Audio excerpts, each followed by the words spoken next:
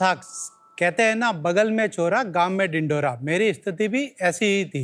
मैं 16 साल की उम्र में गांव छोड़कर मुंबई आ गया। बहुत कुछ ट्राई किया, लेकिन असली खजाना तो मेरे गांव के जंगलों में था। वो था हमारा प्यारा जामुन, जिसको फ्रूट ऑफ द गॉड बोलते हैं, जिसका वर्णन वेदों में है। जम्बू द्वीपे भरतखंडे। हमारा उपमहाद्वीप को जामुन के नाम पे बुलाया जाता है और जामुन भारतीय उपमहाद्वीप में ही पाया जाता है। आयुर्वेदा और मॉडर्न साइंस दोनों ने इसके गुणों को पहचाना है। इसके अंदर डाइटरी फाइबर, कैल्शियम, मैग्नीशियम और मिनरल भरपूर मात्रा में पाए जाते हैं और लो ग्लाइसेमिक फूड होने के कारण डायबिटीज के लोग भी इसको खाना पसंद करते हैं। लेकिन मजबूरी ये है कि साल के 1 महीने ही आता है और सब लोगों तक नहीं पहुंच पाता, क्योंकि इस फ्रूट की शेल्फ लाइफ 1 ही दिन की होती है और हमारी वनवासी बहनों को टोकरों में भरकर रोड किनारे पौने पौने भावों में मजबूरीवश बेचना पड़ता है या फिर शाम को फेंक कर जाना पड़ता है और लगभग 30% से ज़्यादा फल पेड़ों पर ही खत्म हो जाते हैं। यही सोच के हमने स्टार्ट किया है ट्राइबल वेदा, जो जामुन के प्रोडक्ट घर घर तक पहुंचाना चाहता है। नमस्कार सर, मेरा नाम है राजेश ओझा और मेरा नाम है पूजा ओझा। हम दोनों पति पत्नी उदयपुर डिस्ट्रिक्ट के जंगलों के बीच में एक छोटे से गांव जसवंतगढ़ से आए हैं। क्या बात है। ट्राइबल वेदा में सिर्फ जामुन ही नहीं, सीताफल जैसे सीजनल फ्रूट का भी प्रोसेसिंग करते हैं और उनके प्रोडक्ट बनाते हैं, जिससे उनकी सेल्फ लाइफ 1 दिन से 12 महीनों तक बढ़ जाती है। हम विलेज लेवल पे प्रोसेसिंग सेंटर चालू करते हैं और आदिवासी महिलाओं से प्रोडक्ट कलेक्ट करके उन्हीं से प्रोसेस करवाते हैं, जिससे हमें पूरे साल 100% प्योर जामुन के प्रोडक्ट जैसे जामुन स्ट्रिप्स, क्यूब, फ्लैक्स, जैम इत्यादि को हम ऑनलाइन बेचते हैं और सीताफल प्रोसेस करवा के आइसक्रीम कंपनी को एज ए रो सप्लाई करते हैं। हम अभी राजस्थान में 5000 से ज़्यादा वनवासी बहनों के साथ में जोड़कर लगभग साल का 5 लाख केजी वाइल्ड फ्रूट को प्रोसेस कर रहे हैं। हम चाहते हैं कि जंगल में जो हमारी खोई हुई अमानत है वो सभी तक पहुंचाए और हमारी ट्राइबल कम्युनिटी के लिए रोजगार के अवसर प्राप्त कर सके। इसलिए हम चाहते हैं कि 50 लाख 2% इक्विटी के बदले। ये है tribal Veda sir, always in season. बढ़िया टैगलाइन है, ऑलवेज इन सीजन। मैंने तो बचपन में बहुत खाया, क्योंकि हमारे वहाँ मॉम के घर में बहुत बड़ा जामुन का ट्री है, तो वो नमक मिर्च डाल के वो बड़ा सा बोल मैंने बहुत खाया है। मुझे ट्राई करना है जामुन शॉट। क्या लाए हो आप? कुछ लाए हो? जामुन शॉट। लाओ। मुझे जामुन शॉट चाहिए। ये जामुन क्यूब्स है, ये जामुन फ्रूट की स्ट्रिप्स है जो 100% प्योर है, कुछ भी मिक्स नहीं है। ये जामुन शॉट्स है। जामुन शॉट्स तो आजकल बहुत पॉपुलर है। इससे पूरा टंग पर्पल हो जाता है। Oh really? दांत भी पर्पल हो जाएंगे? एंटायर टंग बिकम्स पर्पल। मैंने तो बचपन में इतने खाए। गर्मी के मौसम में नानी के घर जाओ, जामुन खिलाते। Oh my god, potent. Oh it's really jamun का डिश। मुझे तो ये क्यूब्स बहुत पसंद है। अच्छा लगे? ये बिल्कुल मिनी जामुन ही लग रहा है। मतलब अगर आपको जामुन अच्छा लगता है तो क्यूब अच्छा लगेगा। ये आप लोग कितना दिन तक स्टोर कर पाते हैं, जो ये क्यूब्स हैं, स्ट्रिप्स हैं? इन सब की सेल्फ लाइफ 6 मंथ से लेके 18 मंथ तक अलग अलग प्रोडक्ट की अलग अलग। प्रिजर्वेटिव यूज करके उसे नहीं, इसमें हम किसी भी तरह का कोई प्रिजर्वेटिव यूज नहीं कर रहे हैं। अच्छा राजेश भाई और पूजा बहन, आप अपने बारे में बताइए कि आप पले बड़े उदयपुर में ही? मैं उदयपुर से नज़दीक एक गांव है बेड़ा करके, तो वहाँ पे मेरा जन्म हुआ। मैं पढ़ाई 12th तक ही कर पाया। 2002 में 12th पूरा करके मुंबई आ गया था और मुंबई आके फर्स्ट मेरा जो जॉब था वो दुकान में डिलीवरी मैन का मैंने काम किया था और उसके बाद हेल्पिंग का और फिर उसके धीरे मेरे सेल्समैन का काम किया और 7 साल तक मैंने वो किया। फिर 2011 में फिर मैं कि मेरे फ्रेंड के वहाँ पे बैठा था, तो वो कमोडिटी मार्केट का ब्रोकिंग का था, तो मैंने मुझे पता भी नहीं था क्योंकि इंग्लिश भी नहीं आती है, पढ़ाई भी उतना ही हुआ था, तो मैंने वहाँ पे कमोडिटी मार्केट का थोड़ा बहुत सीखा के ये होता है। फिर मैंने खुद का एक ब्रोकिंग फर्म स्टार्ट किया जिसमें टीम के भरोसे वर्किंग करना स्टार्ट, और 3 साल वो किया, वो भी फिर मेरा बंद हो गया। उस बीच में मैं गांव गया था, तो बचपन से सीताफल, जामुन, ट्राइबल हमारी महिलाएं जो है टोकरों में भर के वहाँ पे बेचने के लिए आते ही है। तो ये तो मुझे पता था, लेकिन उस टाइम में सीताफल का देखा कि इतना सारा प्रोडक्शन हो रहा था, क्यों ना इसके लिए कुछ काम किया जाए। तो 80,000 रुपये मैंने मतलब कुछ फ्रेंड से लिए और 4 लाख रुपए का मैंने बैंक से लोन लेके मैंने सीताफल के पल्प को बनाया था और उसको 1500 किलो पल्प को मैंने दे दिया था। शुरुआत हमारी ये जामुन से ही हुई थी या सीताफल से? सीताफल फर्स्ट शुरुआत हमारी सीताफल से हुई थी, जिसको पल्प निकालते हैं वो हम आइसक्रीम या कैटरिंग होरेका हम इंडस्ट्रीज में B2B सप्लाई करते हैं, प्रोसेसिंग करते हैं। और वो एक सीजनल फल है, अक्टूबर नवंबर में आता है, जामुन जून जुलाई में आता है। तो उस जामुन को भी हमने कौन से साल की बात है जामुन का लॉन्च? 2018 में जामुन पल्प बनाया। 2021 में मैंने सोचा कि जामुन एक ये आइसक्रीम में जा रहा था पल्प, लेकिन आइसक्रीम कोई हेल्थ बेनिफिट की चीज़ नहीं है। तो मैं सोचा कि इसके अंदर जामुन को जो लोग समझते हैं वो पूरा मेडिसिनल की तरह खाना पसंद करते हैं और मिलता नहीं है। तो ये सोच के फिर 2022 में हमारा ये सब रेंज बना। हाँ। और 23-24 के अंदर हमारा 2 करोड़ 16 लाख का ओवरऑल सेल था, जिसमें 42 लाख रुपीस का सेल इन D2C का प्रोडक्ट होगा।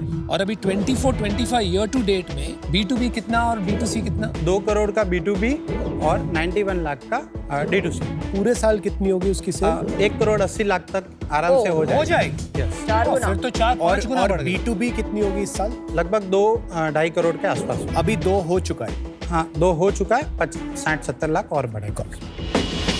अभी आप बताइए खरीदता कौन है? वो है your customers, zone wise, age wise, main women, क्यों खरीद रहे हैं? एक सेकंड पूजा जी, आप भी बता सकती हैं। जी, मुझे मार्केटिंग का पता नहीं है। मैं प्रोसेसिंग में सीजन में मतलब ट्रैवल वुमेन्स को प्रोसेसिंग में मतलब उनके ट्रेनिंग करते हैं कि भाई किस तरह से प्रोसेसिंग करनी है। अच्छा, प्लीज आंसर।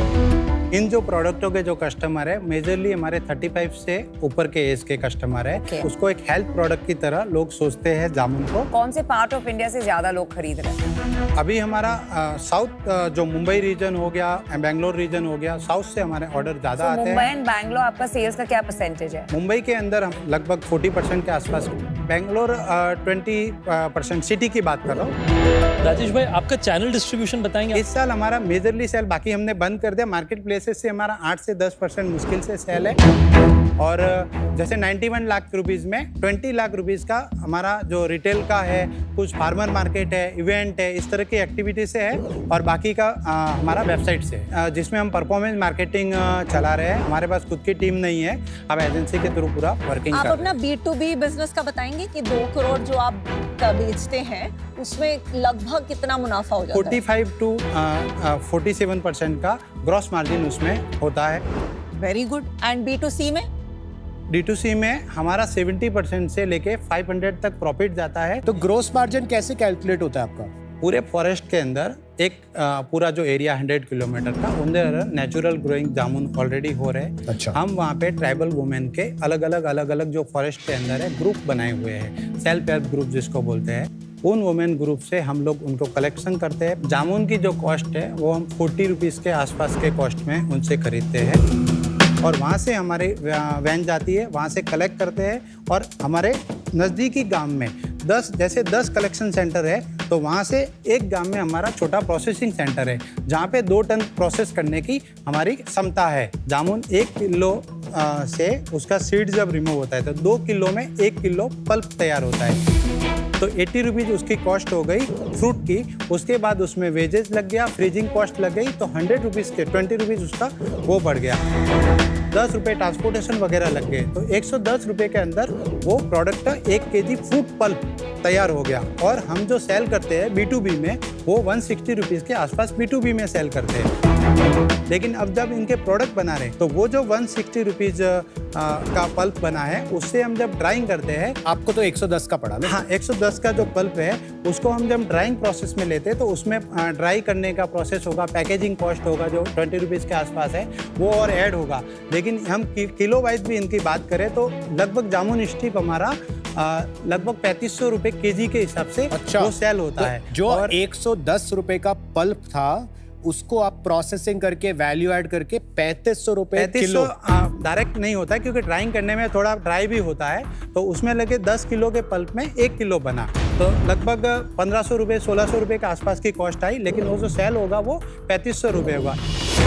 इसी तरह जामुन फ्रोजन की बोतल की बात करूं तो 110 रुपये पल्प का हुआ। हम खाली उसमें मिक्सर किया, मिक्सर करने का जो भी लाइट का और 5-10 रुपये जो खर्चा आया, बोतल डाला हमने 10-12-13 रुपये के स्टिकर लगाया, तो 140 रुपये में हमारी ये फ्रोजन बोतल तैयार होगी और इसको हम D2C में 650 रुपीज़ में सेल कर रहे हैं। बेसिकली 70% ग्रॉस मार्जिन, नॉट वही बात नहीं समझ में आ रही। 70% ग्रॉस मार्जिन का आपका बिजनेस, 1500 का बना रहे हैं, 3500 का बेच रहे हैं। राजेश भाई, मैं आपसे समझना चाहता हूँ कि अगर एक दो प्रॉब्लम्स आप खुद बताना चाहें आपके बिजनेस के, वो क्या होंगे?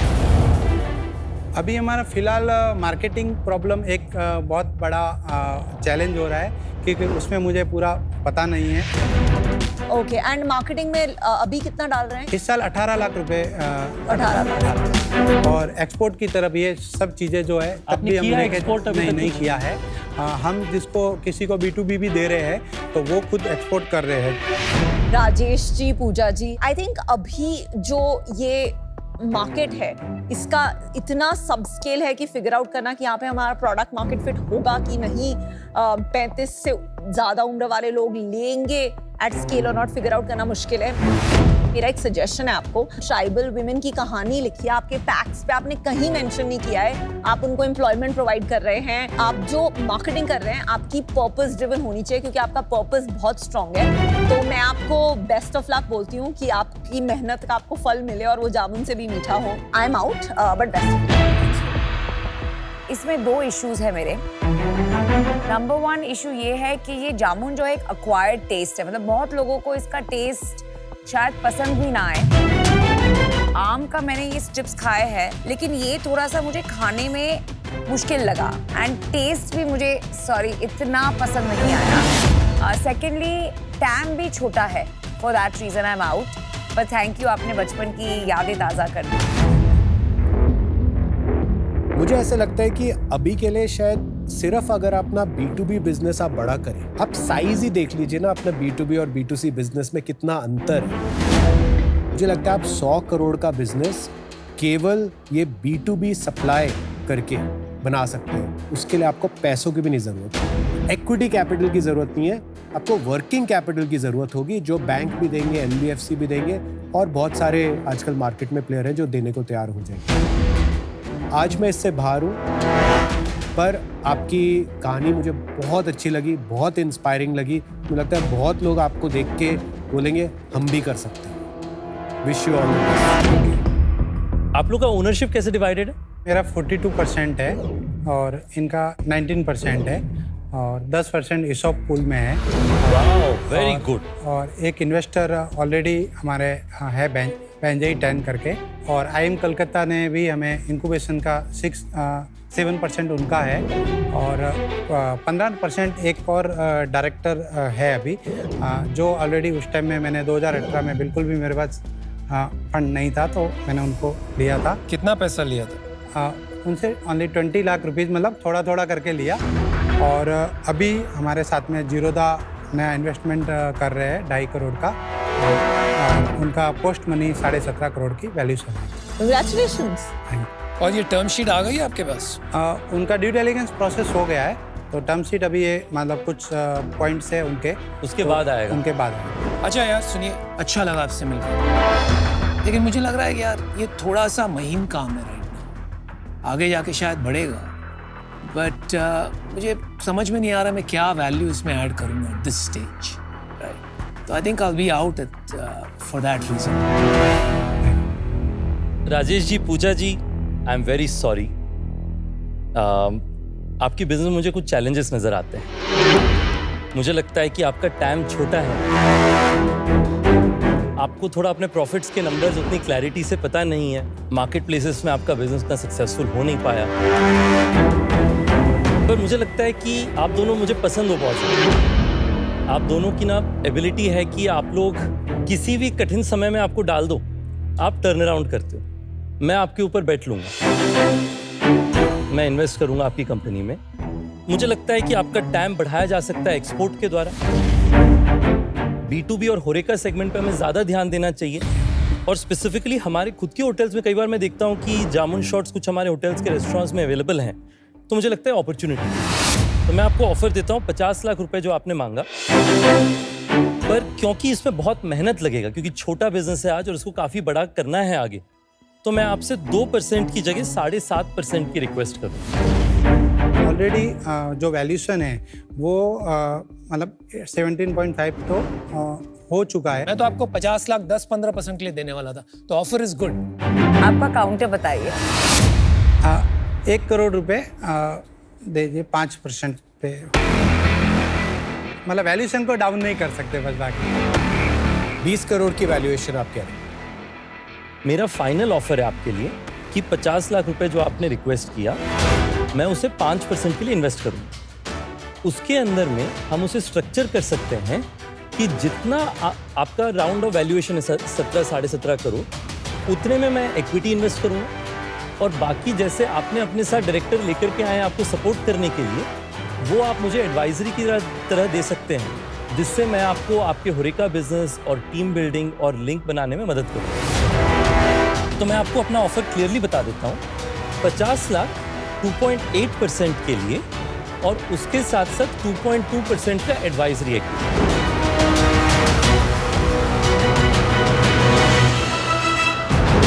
डील पक्की था। यार आप बहुत ही स्वीट हो यार। मैंने ये देखा कि यदि रितेश सर हमारे साथ आएंगे तो हमारे जो भी कमियां हैं, मैं मानता हूँ कि बहुत सारी कमियां हैं, लेकिन वो सॉर्ट आउट करने में मदद मिलेगी, और उसके कारण हमारी हजारों ट्राइबल महिलाएं जो साथ में जुड़ी है उनको फ़ायदा होगा। तो मैंने वैल्यूशन और वो चीज़ों में नहीं जाके एक विजन के लिए रितेश सर साथ आए, और उसके लिए बहुत अच्छा लगा, और सबके बेनिफिट की चीज़ है।